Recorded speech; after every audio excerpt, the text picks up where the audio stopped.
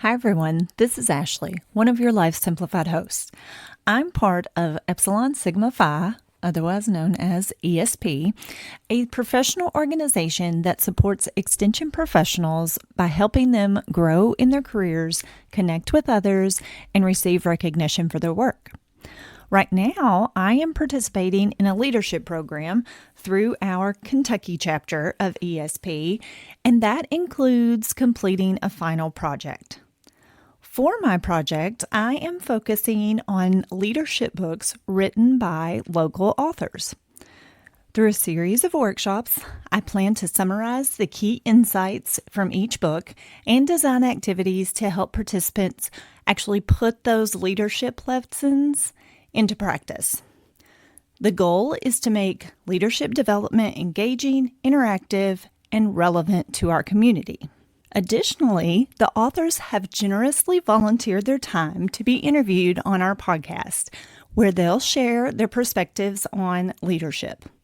I hope these episodes provide valuable insights that you can apply in your own life. We always appreciate feedback, but I'd especially love to hear thoughts on these episodes to help me shape my report. Sometimes life is messy. Have you ever wished you could refocus your mind, home, relationships, and work life? Join us as we use research-based information to make practical changes and simplify life. This is Life Simplified.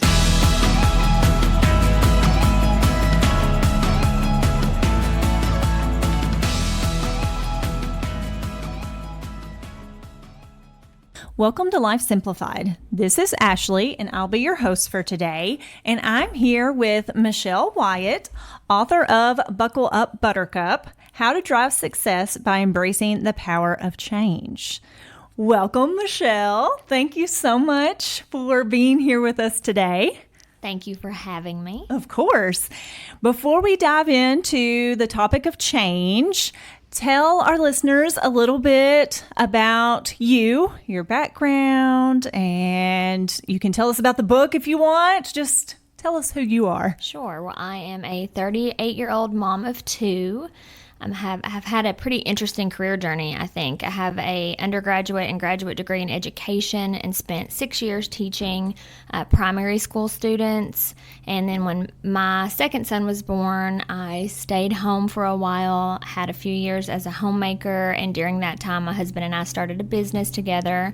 Went back into the workforce in financial services and worked as a corporate trainer. That was when I authored the book, and since then have gone full-time with our business that we started, and it's just been a fun ride. So you've had a lot of changes. I have, yes. So what inspired you to write this book about change? Was it all the changes that you were making? Yeah, so when I left education, I actually had quite a few teachers reach out to me, especially not when I left to stay home, but when I went back into a completely different career in corporate training, or what looked completely different. I had several teachers reach out and say, how did you do that? How did you navigate leaving one career and arena for something totally different? What did that look like? And it just got my wheels to turning of how nice it would have been if I would have had a little bit more guidance through that time myself. And I love to write. I write every day. And it was just something that was also a bucket list thing for me. I always wanted to have a book published. Super honored that it was picked up and done so. So just that, all of that sort of, and the COVID hit, and it came out right at a great time. Right? We were all experiencing a lot of change. Yes, lots of change. Well, I love the driving analogy that you use in the book and the pit stop activities. Mm-hmm. So just tell us a little bit more about that. So I love to read.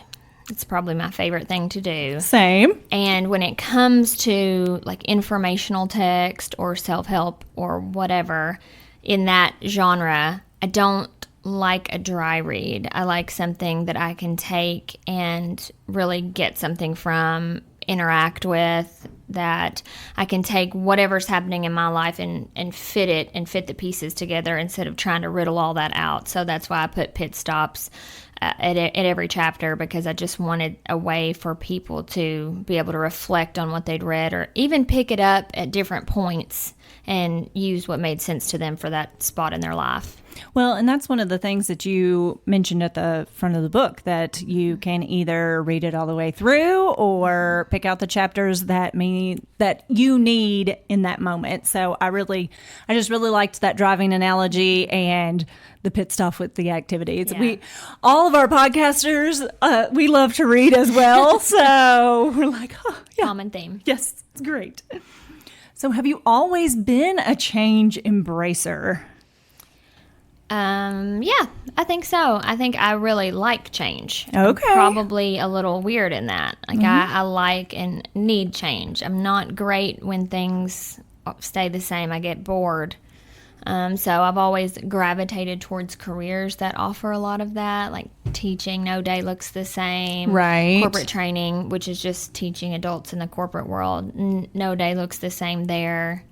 What I do now and in the entrepreneurial space, definitely you have to, that's the most change. I think that every day something new and a curveball is thrown, but I have always been someone who likes change. Not all change have I liked, though. Right.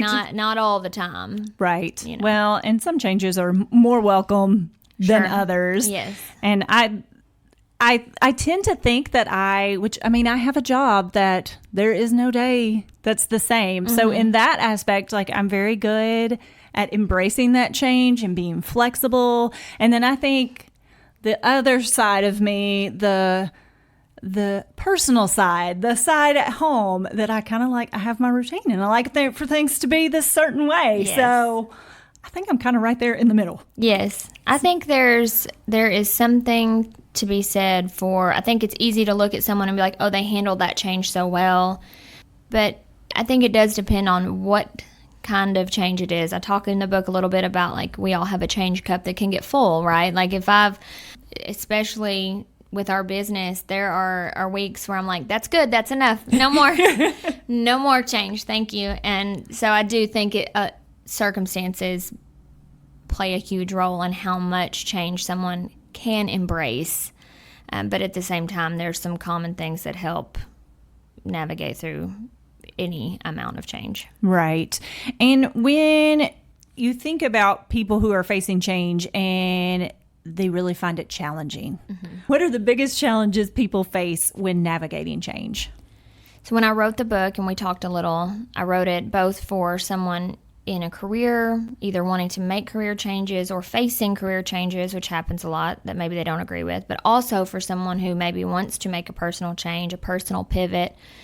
So in both arenas, a couple of things come into play, and mindset is the main one. Like, what mindset are you in and why? And also just communication, how well you're being in a career setting, how well you're being communicated to, and how well you're communicating. And the same thing in a personal change, because most of the time, if we're having difficulty, it's with other people, right? It's not, sometimes we're in a fight with ourselves, and that is true, and that's why I put pit stops in there.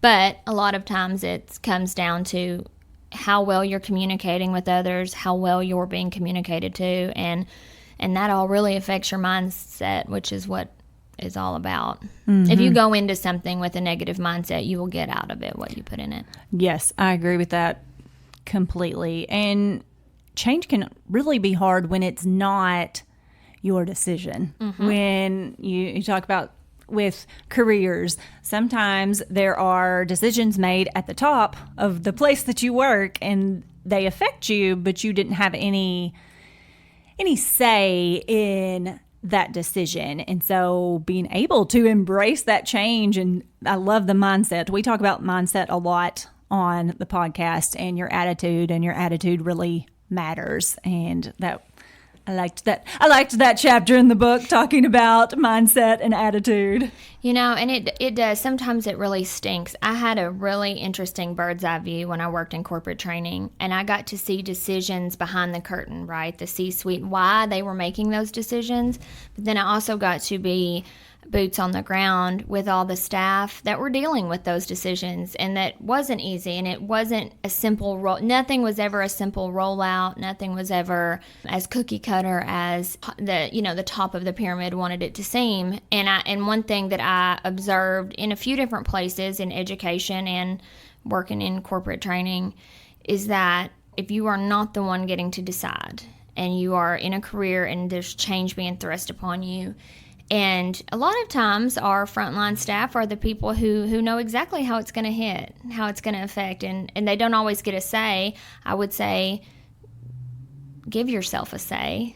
You know, don't be afraid to share and speak up. There's a respectful way of doing that, and it does affect how well leadership communicates why they're making a change to their employees. Makes a huge difference. I mean, if you just roll it out, you're just going to cause yourself more heartache. But if you communicate why the decision's being made, what you're hoping to overcome, and you kind of let everybody in on that brainstorm, usually they'll add some things and pieces you never thought about, and you'll avoid hitting some congestion with a rollout of a major change if everyone's brought to the table on it. And a lot of times people don't get brought to the table because people are afraid they're going to bash it and just absolutely, cause a snowball effect of negativity when sometimes there's no choice. It has to go through a certain way. And I just think, communicating professionally in those situations is extremely important. Yes, it's always great when you have someone that is transparent about the reasons behind the change or whatever that may be.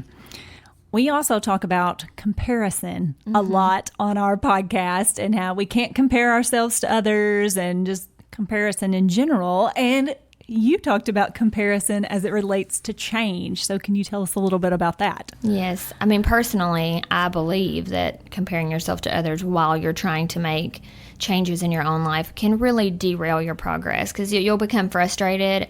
I am very guilty of, if I'm not getting where I feel like I should be, being like, well, just never mind. Just never mind. It's not happening. It's not. And just having patience with yourself. And the same thing goes for, change in a group setting, at the workplace. You can't look at how one person is handling it.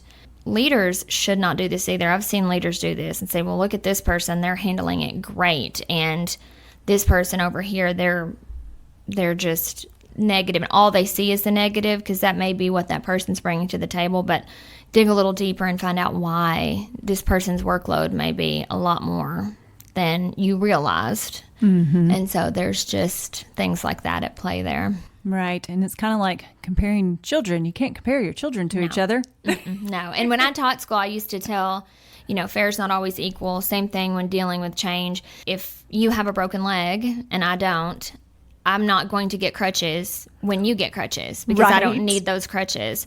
And the same thing is true in life and in trying to make changes. And, you have to give yourself grace. Sometimes if you're trying to bring team members along for a change, you have to give some a little bit more grace than others, because they just might be, at their capacity for change right now. Yes. And when you said that if you're not where you want to be, you just want to give up. And I felt that very much. I was like, yes, if I'm not going to be at this level of it, then I don't want to do it. And I don't want to be that way. Like, I want to, I have to give myself grace, and I'm not always very good at that. And I can get on that comparison wheel just like everybody else and be like, well, why can they can do it so well? And I tell my child all the time, like, you can't compare yourself to this person. Like, if they're doing gymnastics or whatever sport they're playing, well, you can't compare yourself to someone else doing that. No, so, definitely. It's definitely important when you're thinking about it's change. Hard. Yes. It's hard. We're all super connected. We can see how everybody's doing all the time, or we think we see. Oh, yes. We see that highlight reel. We do. And it's hard. It's hard not to compare yourself to how other people are handling things, doing things, how their life is going. But it really, it's a deterrent to your own progress. For sure. What role does being a change embracer play in achieving long-term success? So I'll speak specifically to the workplace in this, but you think about what kind of people you want on your team and what kind of people you want. And nothing can grow and stay the same. That is true. Change is always going to happen whether you like it or not. Right. It's inevitable. And if you're in a workplace where you hope to make more money, you want the place you're working for to make more money so they can pay you more money, then you have to be a change embracer to help that happen. And I see all the time in different environments, in different types of workplaces, the people that will have a positive attitude and work with leadership will inevitably achieve more, probably become a part of leadership at some point. Typically, not all leaders are great at that either, but typically the better you embrace change and can help other people get on board with it too, the more successful you are. And in personally and in life, with our business, there's no way we could not do anything if we did not embrace discomfort on a regular basis. Oh, sure. And I guess when I think about it, change embracer, that wouldn't necessarily mean that you have to just like every change that comes your way, but there's probably a difference between embracing it and then just being negative about it, avoiding it. 100%. And I think there's a right way and a wrong way to go about it. I have been a part of many changes in several different organizations that I absolutely did not agree with, but I understood why they had to do it, which is an interesting peek behind the curtain, because there are decisions made that maybe you are like, this is not going to be good for this. And no, it won't be good for that. That might be the fat that needs to get trimmed from an organization. And that may be why a change is being made. And it's obvious, but it's not being communicated. No, really you don't have to like a change to embrace it. But embracing it, in my mind, means coming at it from a place of being willing and open to create solutions to the problems that you probably foresee. People with boots on the ground in any organization, your frontline folks, they will see what problems a change is going to cause. Someone upper level management is probably only going to see numbers improving or, how it's going to look long-term cash flow wise, because that's what their eyes are supposed to be on. And again, it comes back to communicating that in a positive way with genuine concern and not just complaining. And there's a difference. There's a difference between communicating something respectfully and in an appropriate tone. We talk about tone a lot too, yes. and just complaining and being negative about everything. 100%. It's very easy, especially when your change cup is full. If you're with an organization that's been changing right and left and you're being yanked to and fro, especially if you're, a frontline employee and you're dealing with maybe angry customers or angry staff, it's very easy to get super negative. But again, there's a way to raise concerns without just being, nobody wants to be around somebody who's grouchy and miserable. Right. Nobody. And sometimes you have to fake it till you make it with that. Sometimes yes. We don't get to say the things we want to say in life all the time if we want certain results. And I think you just have to keep your eye on the prize. What are you wanting? Do you want to get fired? Then roll out with that. Do you want to stay right where you're at and never grow, never move? Then okay. But if you want a positive outcome, you're going to have to lean into creating that alongside whomever the change agent is. Mm-hmm. Well, do you have a favorite story or chapter in this book? There's a lot of stories. I do. I had a hard time picking out a favorite one. I think my favorite one is when I tried out for middle school basketball. Okay. Miss Griggs, you know, in middle school, typically everyone makes the team. I'm not a sports gal either, so I'll just start there. There's a reason I didn't make the middle school basketball team. I actually had a friend that asked me to go try out with her. And she was like, everybody makes it, so you'll make it too, but just come with me. She didn't want to go try out alone. And I have always been, like, full of, I don't know what you would call it, moxie. And so I was like, sure. Do I know how to play basketball? Not a bit. Not one single bit. And I'm not athletic. I'm super uncoordinated. But I went with my friend. And, in fact, everyone did make it except me. Oh. I think I was the only student ever cut. And if you know Miss Griggs, she's still at the high school. I love her dearly. I learned more in her 8th grade advanced computer class that I have used in my professional life than even any collegiate level class I've ever taken. True story. But she was like, no. And her words to me, my maiden name is Solly, and her words to me were, Solly, no, you need to go cheer. Which I did. And she was right.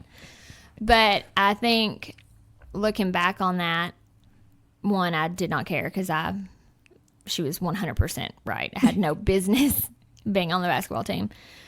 But a no is a blessing, and no one tells you that. We hear it a lot, right, in a church setting, that sometimes unanswered prayers are there for a reason, and we know that. But like a no in life, a stern professional no. I worked in banking. If they tell you no, you need to reevaluate. If a bank tells you no, you need to reevaluate. And that's so true for so much in life, right? If you're given a no or a not right now, it's not a bad thing.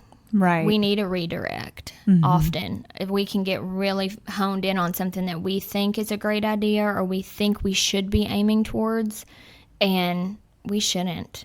And if other people if we don't take that in sometimes when there's no's or maybe a hint of a no coming from somebody, not that you should listen to everyone who naysays, because if you do that, then you'll never do anything. But when a good, strong no comes your way, sometimes it's good to listen to. And that was one for me in the book when I wrote about it, that genuinely I would have been miserable playing basketball and I would have gotten made fun of. So she saved me a lot of heartache. What's funny is that that's the one that I picked out. I love that. I picked it out, and I focused on being the cheerleader part of that story. Yes. And that, you said that you weren't the best cheerleader. No. Like you didn't do the flips I'm not and all athletic. that. Nope, I wasn't. But in my life, that fits my personality too. I like to think of myself as cheering other people on in general, and I loved cheering. And no, I wasn't good at it, but I just loved the spirit of it all. Well, and you said that you also learned that you didn't have to be the best at it. I mean, like, you didn't have to do the flips and all that, but you are an encourager. And I mean, we know each other personally too. We met several years ago. I mean, you've always had a smile on your face. You're always an encourager and a bright light. So thanks.